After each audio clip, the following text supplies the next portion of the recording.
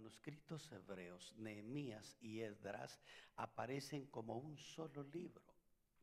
El autor es un recopilador y muchos eruditos consideran gran parte del libro como una autobiografía de Nehemías. Los temas principales de este libro, y vamos a leer alguna cosa de él ahí, en el libro de Nehemías, en mi Biblia está en la página número 368, en la suya, por ahí debe de estar. Después de Esdras está Nehemías, pero los temas principales de este singular libro es la reconstrucción de los muros de Jerusalén, el nacimiento de ciertas leyes divinas y la restauración de las ordenanzas de la antigüedad, que por alguna razón, bajo circunstancias de alto riesgo, en ese tiempo se perdieron. Dios siempre busca gente que quiera un destino, que busque el mejor propósito en su vida. Las personas que buscan el propósito para su vida determinan lo bueno y lo fuerte que el mundo necesita. En su tiempo determinan qué es lo mejor. Todos ellos, por ejemplo, Mandela en el África, Gandhi en la India, y tanta gente interesante que buscó y encontró su destino. En nuestros gobiernos, en nuestros negocios, en nuestros vecindarios, en nuestros hogares, necesitamos mucho la gente con propósito, la gente con destino, y no se diga la iglesia del Señor. Hay un escritor que escribe un libro muy simpático y en él cuenta la historia de John Patco. Este hombre vivía en cualquier colonia de su ciudad y la ciudad tuvo problemas con los que recolectaban la basura, y en la esquina de su cuadra se comenzó a amontonar toda la basura porque los camiones de la ciudad no llegaban. Y cada vez se hizo más, y moscas, y mal olor, y amontonamiento de basura, y un aspecto degradante, una fisonomía nada buena. Y mientras se juntaban para ver cómo resolvían el problema de la basura, mire que hasta lo que hay que tirar es un problema.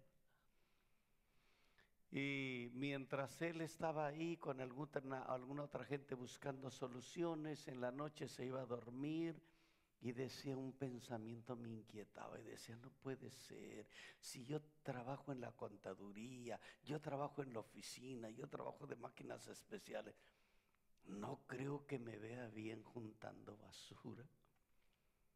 Pero de alguna manera aquella idea comenzó a rondar en su mente y terminó iniciando la gran compañía de recolección de basura que ahora usted ve en esta ciudad y en muchas ciudades. Y en el primer año le dejó una ganancia de $40 millones. La basura le marcó el rumbo y el propósito de su vida, y sin ella la basura se hubiera seguido amontonando. Al principio, entre 2 o 3 vecinos comenzaban a buscarle lugar para la basura, pero finalmente la idea de él, de este hombre con propósito, germinó y se convirtió en un empresario triunfador y exitoso. Cuando los hombres con destino, cuando los hombres con propósito no aparecen en la historia, hay una devastación enorme, hay una inestabilidad, hay indecisión, hay violencia y hay corrupción. Todas las naciones y los pueblos tienen esos elementos coyunturales, esas coyunturas que tienen que hacer el movimiento y el proceso para ser mejores. Hoy mismo Venezuela vive una crisis, un tiempo de coyuntura en que se va a quedar Maduro, que parece que no es muy maduro, o se va a ir, o quién viene. Es una coyuntura ahí en esa gran nación que es una de las más grandes productoras de petróleo, era una de las economías más seguras, pero ya tiene con Maduro otro gobierno anterior que fueron metiendo a la nación en una crisis de salud, en una crisis alimentaria, en una crisis de legalidad, de justicia, y se viven situaciones tremendas: violencia, robo, asesinato y mil cosas. A lo largo de toda la historia, nosotros siempre vamos a encontrar hombres que estuvieron dispuestos a producir cambios para bien, líderes singulares, hombres y mujeres con propósito, hombres y mujeres con destino. Cuando estos no aparecen, las situaciones siempre se complican. Nada sucedió hasta que apareció alguien así como Moisés. Nada sucedió hasta que apareció Elías. Nada trascendente hasta David, nada singular en la India hasta Gandhi, nada extraordinario en Norteamérica hasta Martin Luther King y los derechos humanos. Todo se edifica y todo se derrumba, se edifica y se construye, o se derrumba y se aniquila cuando estos hombres aparecen o dejan de aparecer. Y una de las cosas importantes es el carácter. Más allá de los dones es cómo soy yo. ¿Cuál es mi verdadero yo?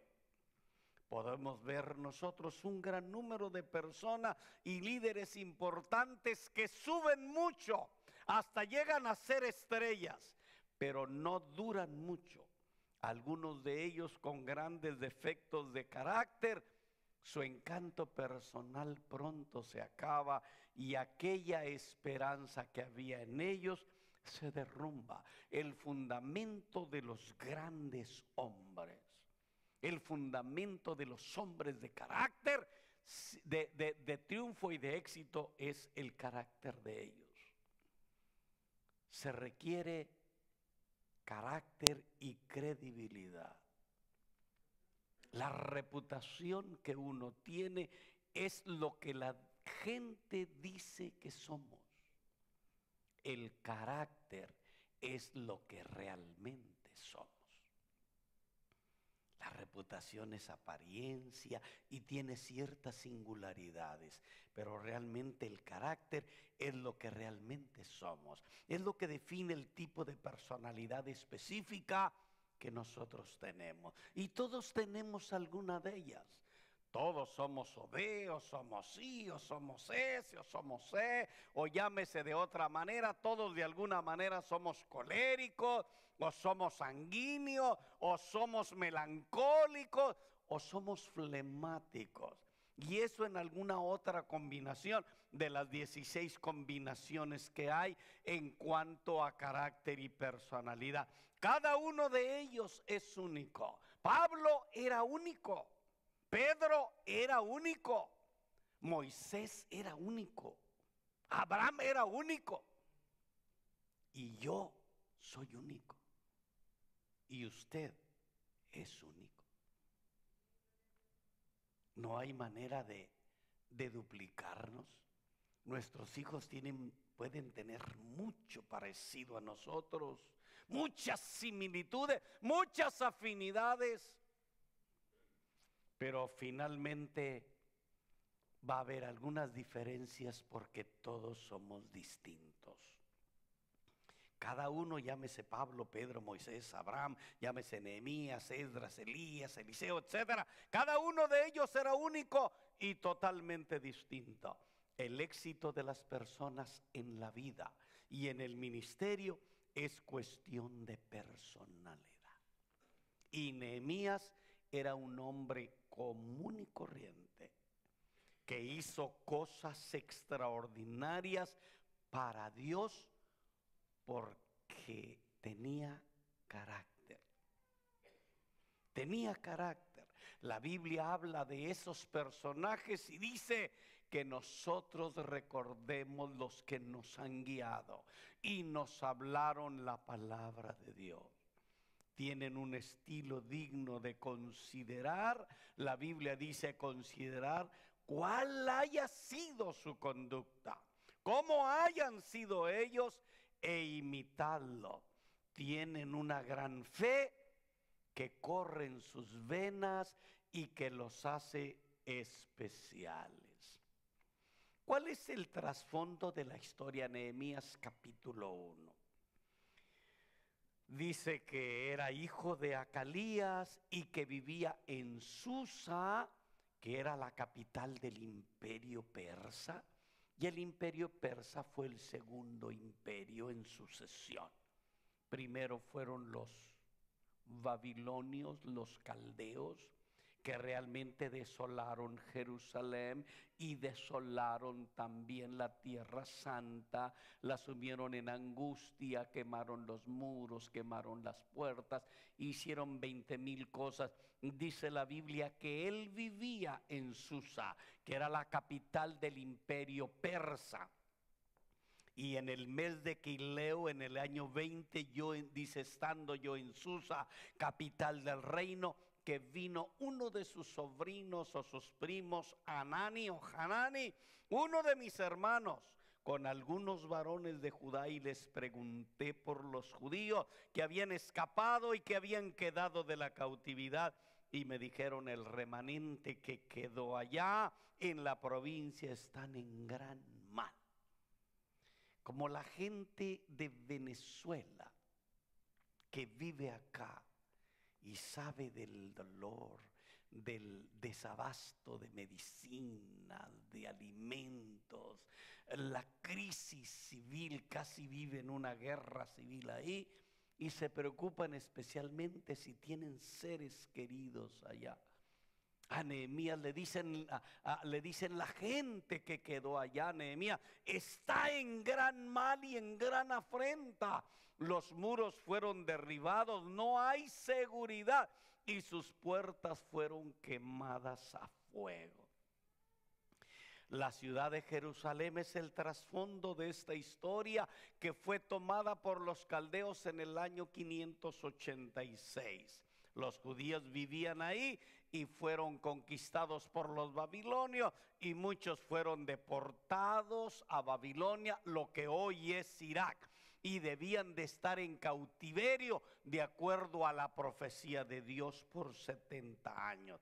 Y lo dice Segunda de Reyes 24, Deuteronomios 28, Primera de Reyes 14, Jeremías 13, Segunda de Crónicas 28. Hay muchas citas que hablan acerca de aquella profecía de Dios. Este pueblo estará cautivo. Desde Abraham, Dios le dijo a Abraham, tu descendencia estarán en Egipto cautivo 400 años, y después con gran poder los sacaré. Y fue en el tiempo del Éxodo cuando esa coyuntura se dio y apareció el gran Amram y Jocabed, y nació Moisés y aparecieron las parteras y toda aquella historia que nosotros conocemos al final de los 400 años para que el pueblo saliera.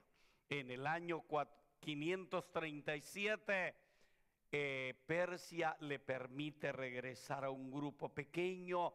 Esdras vuelve a regresar en el año 458, y luego después Nehemías hace el éxodo, la salida, el último grupo que sale en el año 445.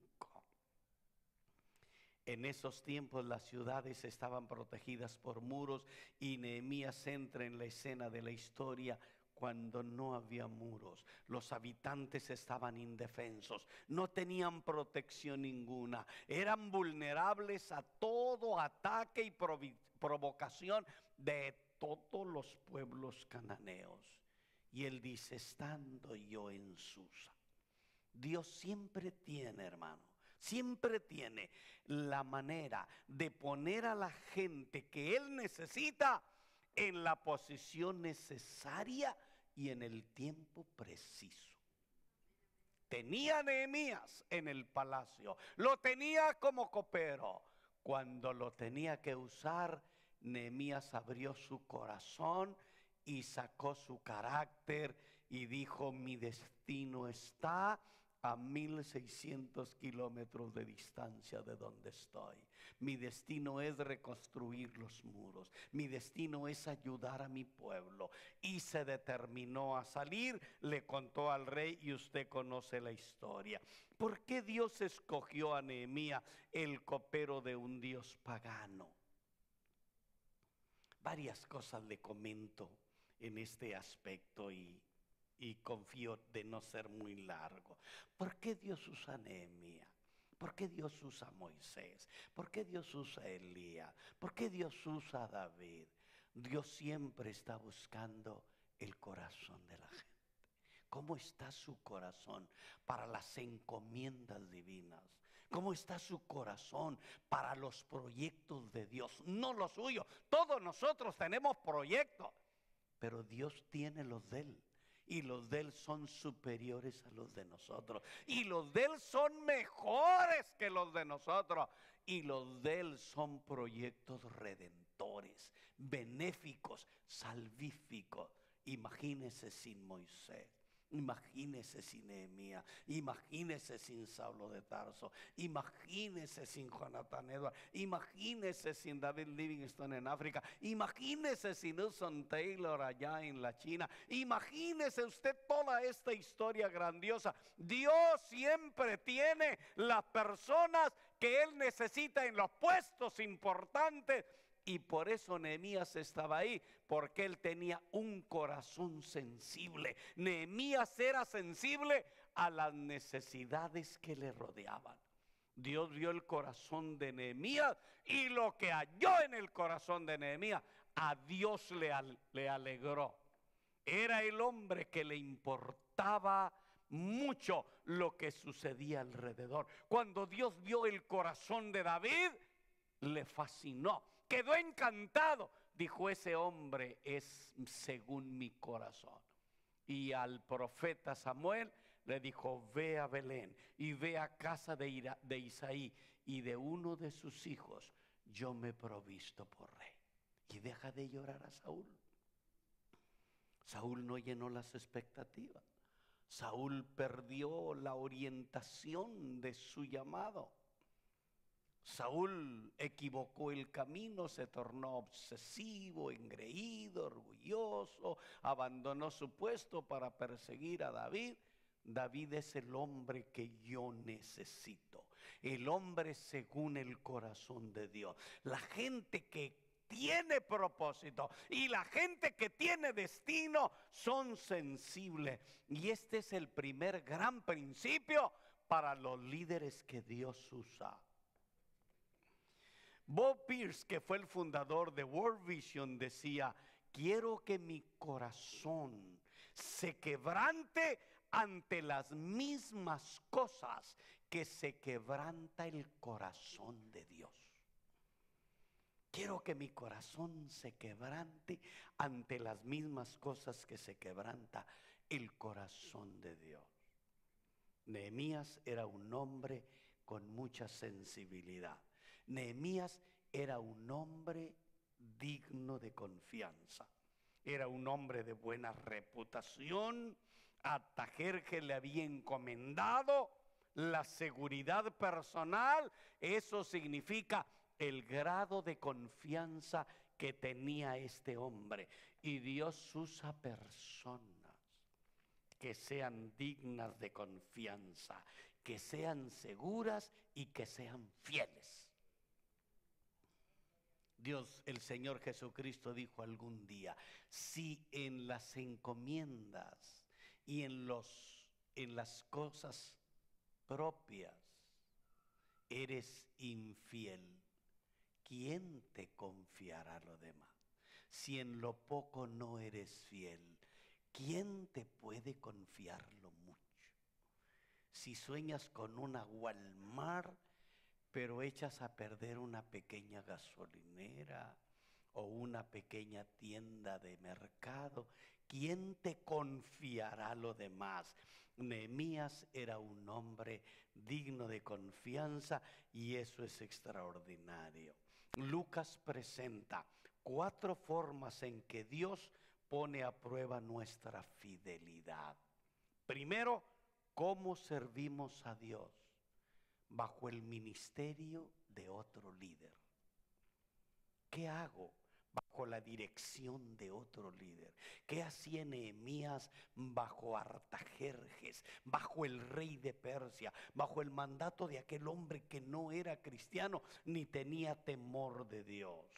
¿Qué hacía antes de darnos Dios un ministerio? Quiere saber cómo tratamos el ministerio de los demás.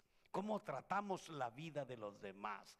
En segundo lugar, cuando Dios escoge una persona para un gran destino, Él siempre toma en cuenta cómo manejamos el dinero.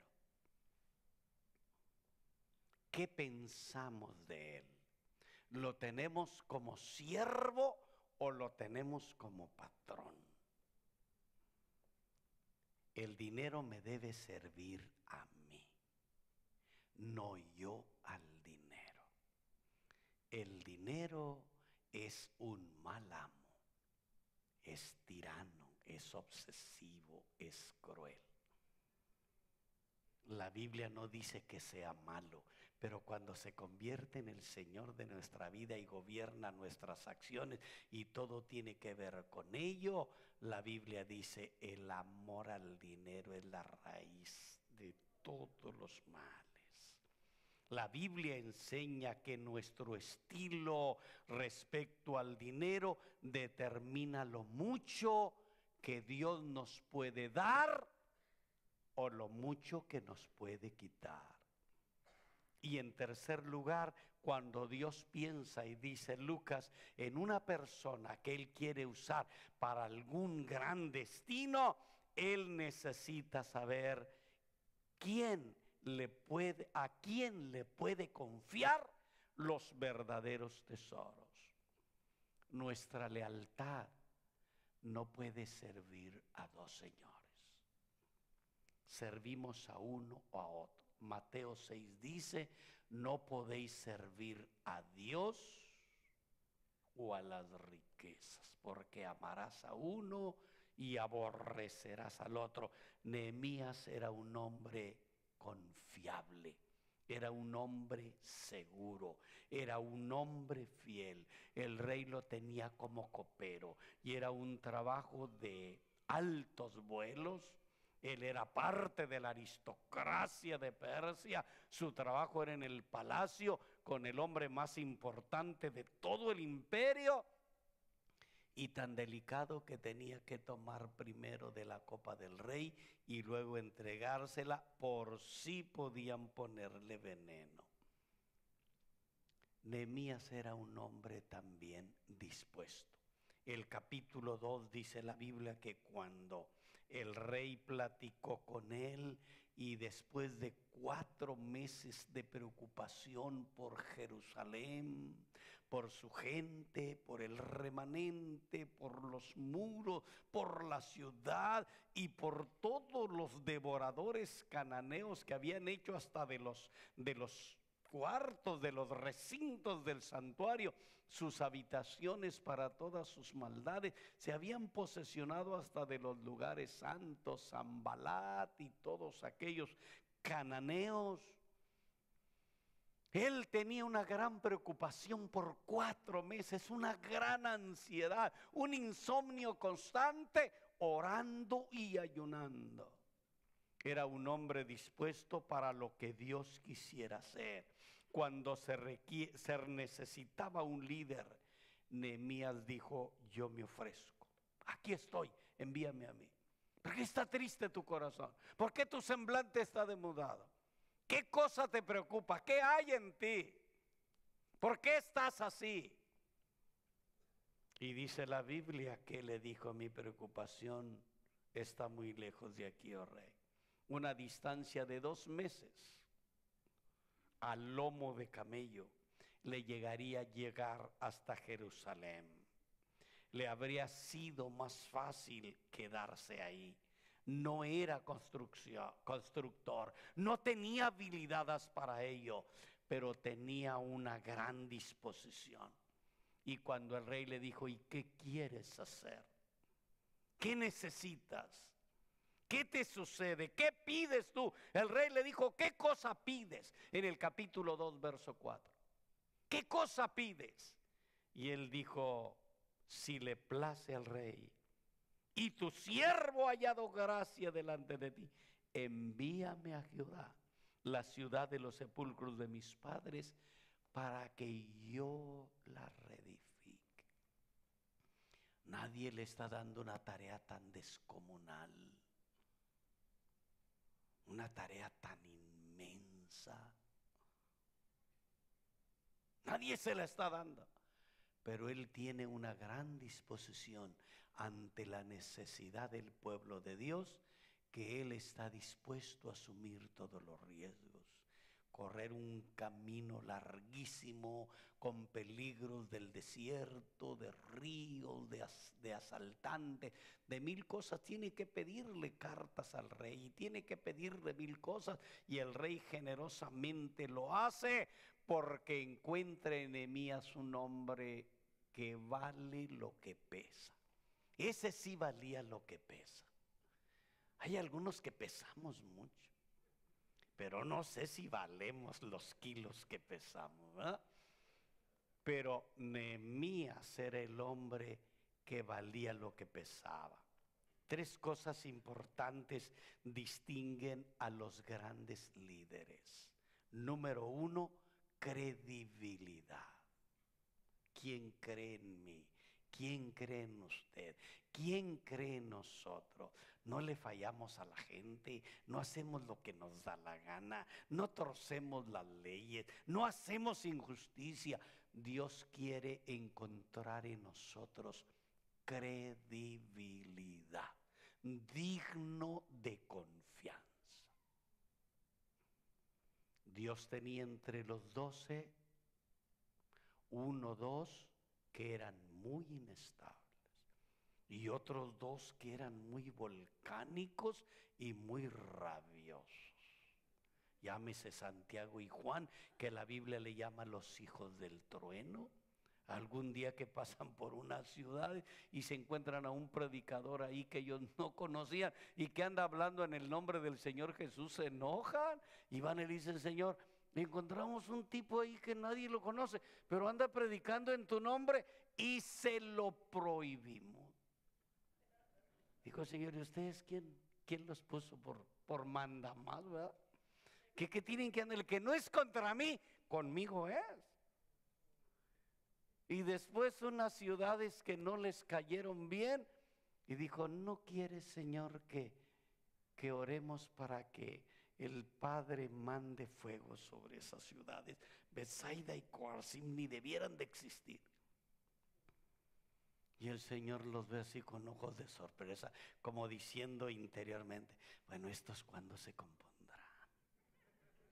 ¿Cuándo agarrarán juicio? Les dice: la verdad que ustedes no saben de qué espíritu son. Tenía a Tomás, un tipo así muy inestable, tenía convicciones firmes, pero no estaba dispuesto a avalar aquello que le parecía incorrecto, y si tenía que decir que no, lo decía con toda la boca y con todas las palabras. Y Dios decía: no hay ningún problema. Decía el Señor: si no puedes confiar en mí, no hay ningún problema. Yo te voy a enseñar que yo soy yo. Y cuando le dijeron: resucitó, dijo: no es cierto. Sí, estuvo con nosotros. No es cierto, no lo creo. Hasta que lo vea, hasta que meta mis dedos en sus heridas, creo. Y se les volvió a aparecer el Señor, y lo primero que le dijo fue: Tomás, ven acá, echa acá tu mano y métela en mis heridas, y mira que yo soy, mira que yo soy. La Biblia no dice que se acercó a hacer aquello, Solo cayó a los pies de Jesús y le dijo: Señor mío y Dios mío. Creyó. Mi hermano, la gente que Dios quiere usar, la gente que Dios quiere utilizar, tiene que tener credibilidad. Tiene que ser confiable. Que si le dicen haga aquello, lo haga. Haga esto, hágalo. Venga mañana, venga. Vaya pasado mañana, vaya. Aquí quédese, ahí quédese. Dios busca gente confiable. Y finalmente, gente con gran disponibilidad. Elementos vitales que Dios quiere usar en todos aquellos que tienen algún propósito que cumplir en los proyectos de Dios. Y Dios no nos lanzó al mundo al azar. Así como decir: ¿y para qué hizo la luna? ¿Y para qué hizo el sol con estos calores tan descomunales, tan dantescos, tan salvajes, tan inaguantables? ¿Por qué no lo puso más lejecito de nosotros, verdad? Dios hace todo a la perfección. Si nos calienta más es porque a lo mejor nosotros estamos destruyendo la ecología, nosotros estamos dañando el planeta, estamos contaminando los mares, estamos llenando el espacio de ozono, la capa de ozono la estamos lastimando con todo lo que nosotros lanzamos allá. Finalmente, hermanos, para terminar, Dios está buscando líderes y creyentes que amen estar con Él, que amen la oración, que busquen la oración. No hay nada en la vida trascendente, singular, especial, que pueda suceder sin oración. No hay nada en la vida. Dios le ha conferido a ese ejercicio fantástico de la oración la capacidad extraordinaria de mover el cielo y traer favores sin medida a aquellos que oran. Y Nehemías era un hombre de oración. Hermanos, se llevó a cabo un estudio para descubrir las causas secretas de la edad de oro de la historia humana. Y no debería sorprendernos que en todo proceso la devoción y la pasión correcta de un solo individuo cambió el rumbo de una nación. Imagínese el pueblo de Israel, Moisés bajando del monte con las tablas escritas por el dedo de Dios. Y Dios diciendo: y apúrate, porque este pueblo al que he amado tanto y lo he libertado y lo he llenado de milagros, ha construido un becerro de oro y como locos están bailando alrededor de él y adorándolo. No lo creía Moisés. Hasta en un gesto de coraje tiró las tablas de la ley o las piedras y se quebraron. Y Dios le dijo: hazte un lado, Moisés, porque este pueblo yo lo borro del mundo, lo desaparezco, lo hago añicos, y a ti te formo un nuevo pueblo, más accesible, más fiel, más confiable. Y Moisés se subió otra vez al monte, entre la nube de fuego y de gloria de Jehová, para estar en intercesión por aquel pueblo idólatra otros 40 días y decirle: Señor, ¿cómo vas a destruir este pueblo? Pues no son corderitos, ¿verdad? No son ovejitas mansas, pero ¿qué va a decir la gente de tu honor, de tu carácter, de tu propósito, que lo sacaste de Egipto para matarlos aquí. Y bueno, Moisés hizo una intercesión de 40 días agotadora y persistente y razonada y espiritual. Y Dios tuvo misericordia de una nación. Cuando leemos la historia, hay un hermano, el hermano Bill Bright, escribió un singular libro y en él narra la historia de Evan Roberts, 1904. No hay movimientos cristianos genuinos sin la oración. Todo lo demás va a ser apariencias. En el centro de la columna siempre estará la persona que conoce a Dios y que sabe a dónde va. Dios anda buscando gente que Él pueda usar. Nehemías era un hombre de oración y a Dios le gusta la gente que ora. A Dios le agrada la gente que ora y responde sus oraciones. Nehemías oró 4 meses y ayunó 4 meses. Y cuando se enfrentó a la gran decisión del rey, él le dijo: lo que quieras, ¿qué más necesita? ¿Qué otra cosa quieres? Evan Roberts oró mucho tiempo.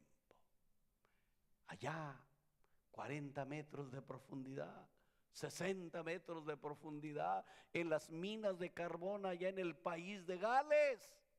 Mientras la gente comía, él leía la Biblia. Mientras la gente reía y comentaba los chistes del momento, él estaba orando. Y un día le dijo: Dios, te voy a usar para salvar 100,000 personas. Un simple creyente que buscó a Dios intensamente e intercedió por el país de Gales. Llegó un momento en que él, inquieto por aquel llamado de Dios, le dijo a su pastor: pastor, quiero predicar, déjeme predicar. No es porque quiero que vean que tengo dotes de oratoria, que soy un genio para hablar, que soy una celebridad para comunicar a la gente alguna verdad. Había un llamado en él y el pastor le dijo: espérate tantito, ¿quién te quiere oír a ti? Y siguió el pastor predicando. Y luego volvió al tiempo: pastor, ¿cuándo me deja predicar? Déjeme predicar, tengo ganas de predicarle a la gente. Espérate tantito. Hasta que hubo un tiempo que le dejó un culto entre semana, de esos que vienen a lo mejor nomás 5, 7 o 10. Bueno, vente el martes o vente el miércoles y a ver quién te quiere oír. Y aquel martes, en aquellos pequeños, aquel grupo pequeño que llegó, cayó la gloria de Dios sin medida. Y predicó luego el miércoles, y luego el jueves, y luego el viernes, y luego el sábado, y luego el domingo. Y predicó por 30 días seguidos. En los siguientes 6 meses, Evan Roberts había conmovido el país de Gales y parte de Europa, y más de 100,000 personas se habían convertido por la historia de aquel hombre que dobló las rodillas ante Dios para cambiar el curso de la historia, que oró y ayunó para pedirle a Dios bendición y salvación por todos los perdidos. Nehemías, 4 meses de ayuno, 4 meses de oración, 4 meses de intercesión. Evan Roberts, mucho tiempo. Lo corrieron de muchos apartamentos porque oraba en voz alta y a veces gritaba y a veces cantaba, y tenía que andar moviéndose de apartamento en apartamento porque decía que a la gente le fastidiaba que él orara en voz alta y él cantara. Pero cuando cayó la gloria de Dios, fue el hombre del momento. Hermanos amados, Dios todavía sigue creyendo que entre nosotros y en la ciudad de Houston y en Estados Unidos, en este tiempo de coyuntura, una coyuntura legal, una coyuntura de migración, una coyuntura económica, cualquiera que sea, Cuánta preocupación, hermano, por la migra, ¿verdad? Todos los días hay alguna noticia que tenía DACA y que no tenía DACA. Y si tenía DACA, le dijo, pues DACA y te vas para el otro lado. Y la gente preocupada porque no hay garantías para mucha gente. La migración está más brava que los Doberman, hermano. Y la verdad necesitamos la gracia. Es una... no sé, esto se debe de acabar pronto. Estoy diciendo, Señor, que ya se acabe esta malicia de esta gente, ¿verdad? ¿Por qué tienen que ser tan crueles con los inmigrantes? ¿No fue el pueblo de Israel inmigrante en Egipto? Pues sí, sí fue. ¿Y no fue nuestro Señor Jesucristo inmigrante en Egipto también? Siendo un niño le habló el ángel a José: llévate a María y al niño para Egipto, porque procuran su muerte. Y después de algunos años, ya cuando murió Herodes y los que le buscaban el mal, le dijo: regrésate porque ya han muerto los que querían hacerle daño al niño. Y regresó para vivir allá en Nazaret.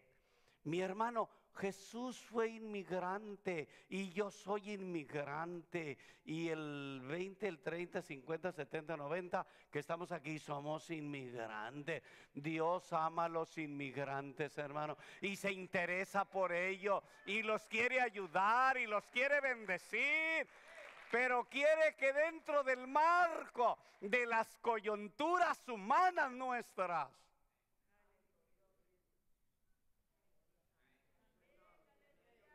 puedo hacerle 20 sentadillas y así facilito.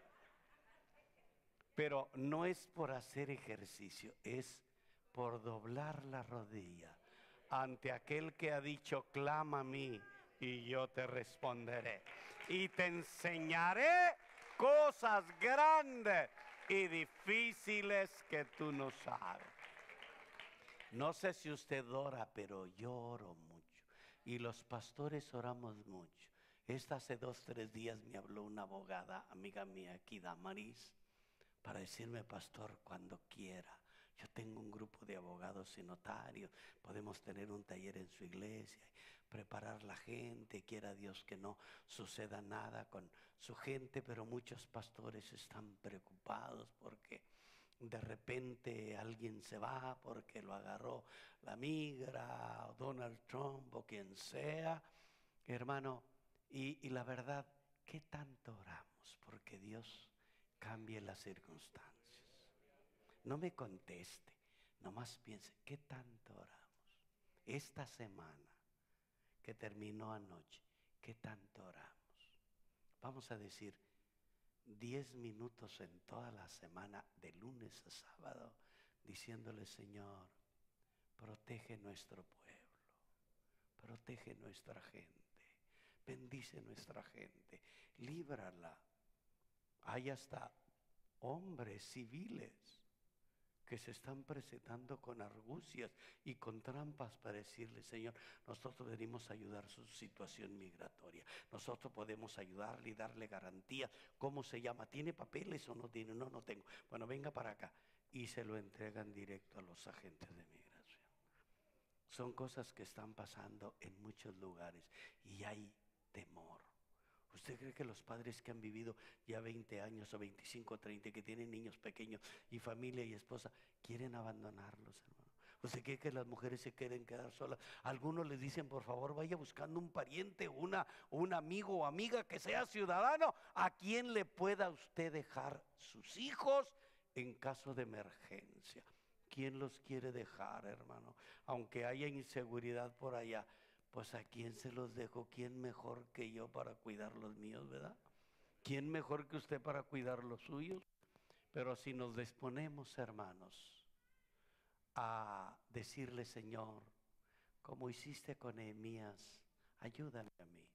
A lo mejor no voy a llenar esos zapatos de Nehemías, no voy a cubrir esas dimensiones de esa persona que tú ocupaste en esa coyuntura de la historia para traer liberación y bendición y salvación a tu pueblo que estaba ya en desolación, en desamparo y perseguido por los cananeos. A lo mejor ni siquiera la 10ª parte.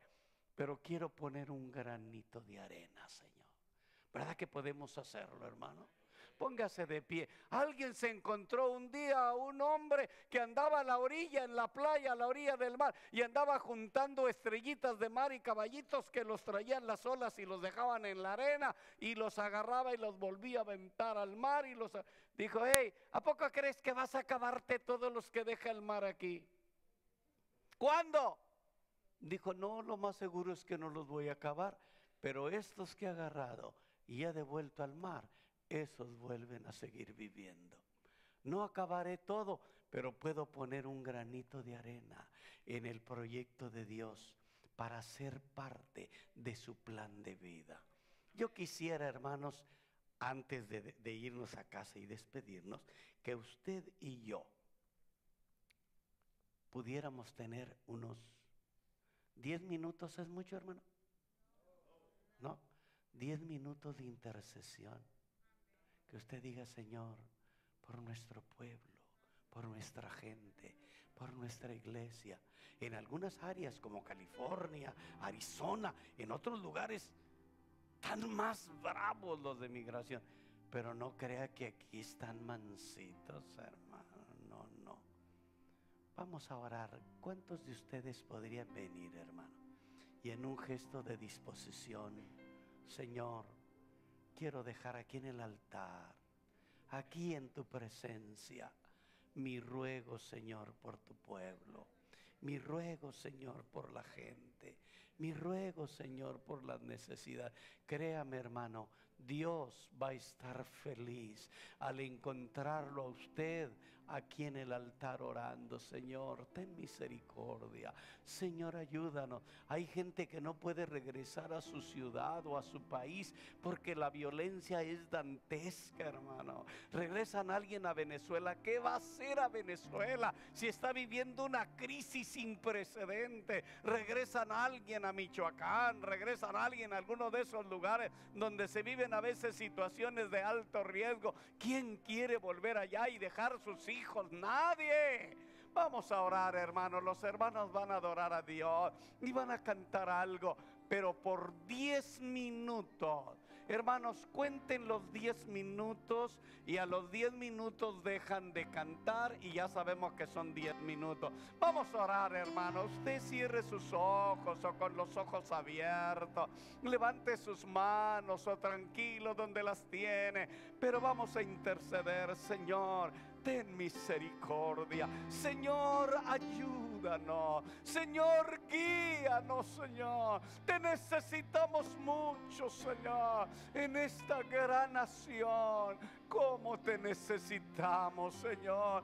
Aunque hay muchas facilidades, aunque hay trabajo y hay muchas cosas bellas, estamos viviendo un tiempo, Señor, de alto riesgo para mucha gente, Señor. Hay preocupación, hay lágrimas, hay dolor, hay ansiedad, hay desvelo. Algunos temen salir al trabajo, algunos temen ser aprendidos mientras van a firmar algún documento, van a renovar algún permiso. Señor divino y glorioso, oramos ante ti esta tarde. Míranos, Señor. Oramos ante ti esta tarde con todo nuestro corazón y te pedimos que tengas misericordia de nosotros. Señor, Moisés oró por tu pueblo, Nehemías oró por tu pueblo, Elías oró por tu pueblo. Señor precioso, tú oraste por tu pueblo y dijiste: cuántas veces he querido juntarlo como la gallina junta sus pollos debajo de sus alas. Señor hermoso, tú nos enseñas la oración, tú nos dices que oremos, tú nos impulsas a la oración. Maravilloso Rey, maravilloso Rey, Con tu pueblo oro esta tarde, Señor, para pedirte misericordia. Señor, que estas represalias tan severas, estas persecuciones tan serias en contra de la gente inmigrante cesen, Señor, disminuya la intranquilidad que tu pueblo vive, que la gente vive, que los inmigrantes viven, Señor. Vengas a ser su paz y su refugio. Vengas a ser su seguridad, Señor, y su contentamiento. Dios glorioso, cuando tu pueblo ora, suceden cosas. Cuando tu pueblo intercede, suceden cosas. Cuando tu pueblo pide, suceden cosas. Porque tú has prometido oír la oración, Señor. Si mi pueblo sobre el cual se invoca mi nombre ora, si mi pueblo me busca, si mi pueblo clama a mí, yo iré desde los cielos, yo perdonaré sus pecados, yo sanaré su tierra. Dios glorioso y maravilloso, en tus divinas manos, Señor. En tus divinas manos ponemos esta gran nación. Necesitamos una reforma migratoria justa, leyes justas para tanta gente que viene a hacer grande esta nación, viene a hacer grande este país, viene a trabajar en cualquier cosa que haya trabajo. Señor precioso, concédenos tu gracia, concédenos tu bendición, concédenos tu misericordia, concédenos tu favor divino, concédenos, Señor, el deseo de nuestro corazón, que haya una reforma justa. Cuida nuestra gente, cuida nuestro pueblo, cuida a tus hijos, defiende tus hijos, bendice tus hijos.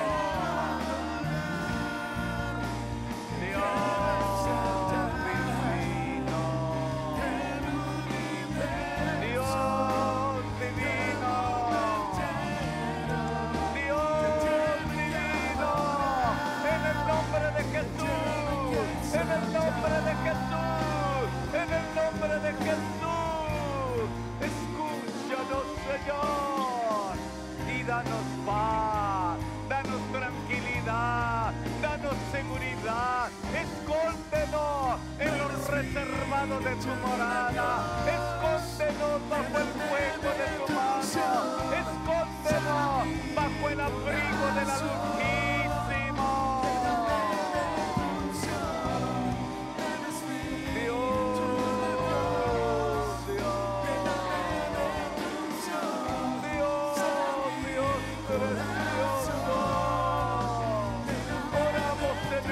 De Cristo por cada familia, Señor, dale paz, por cada familia, dale trabajo, por cada familia, dale seguridad, por cada familia, dale tranquilidad, que se liberen de ese estrés, de esa angustia, de esa preocupación, porque tú eres nuestra paz, tú eres el príncipe de paz. Señor, mi paso dejo y mi paso doy.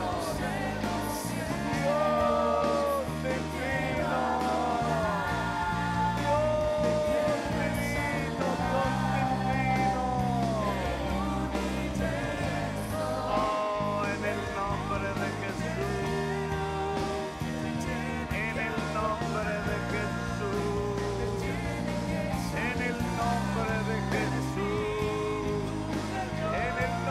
de Jesús oramos, Señor.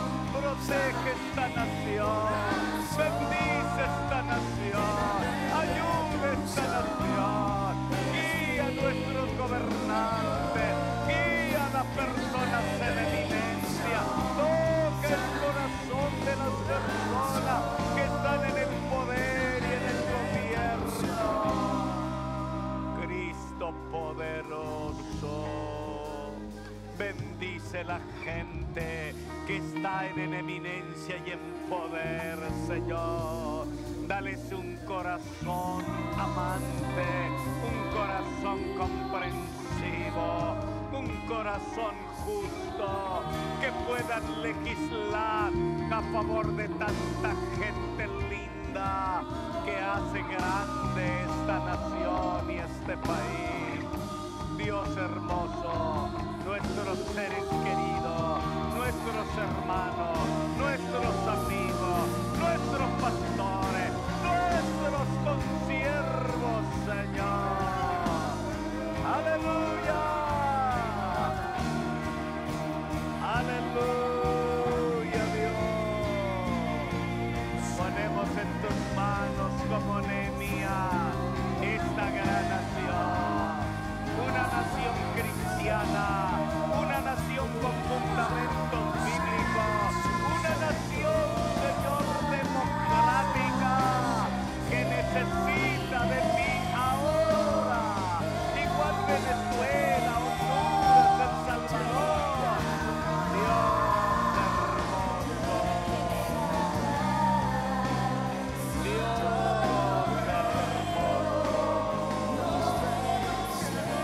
levanto mi corazón, levanto tu pueblo en oración, pongo en tus manos esta ciudad tan grande, este estado, esta nación, la pongo en tus manos, Señor, y pido que la bendigas. Haz un cambio drástico, un cambio justo, un cambio que toque tu corazón. Dios divino, Dios divino, Dios precioso, nuestro corazón implora y pide y busca tu bendición, Señor, para esta nación. Kunda Ramarashanda Ramakanda Ramasaya. Oh Ribarisiribikande Rimakanda Ramasaya, Dios. Esta gran nación, defiéndela, cuídala, bendícela, ayúdala, oh Rey. La ponemos en tus manos, cada familia, cada hogar, cada hijo, cada padre, cada esposa, cada madre. Bendícelo, Señor. Aleluya, aleluya, aleluya. Gracias, Padre. Gracias porque tú nos hablas de diferente manera para que busquemos tu rostro como iglesia, como familia, como tu pueblo. Gracias, Jesús. Aleluya. Oh, gracias, Señor. Gracias.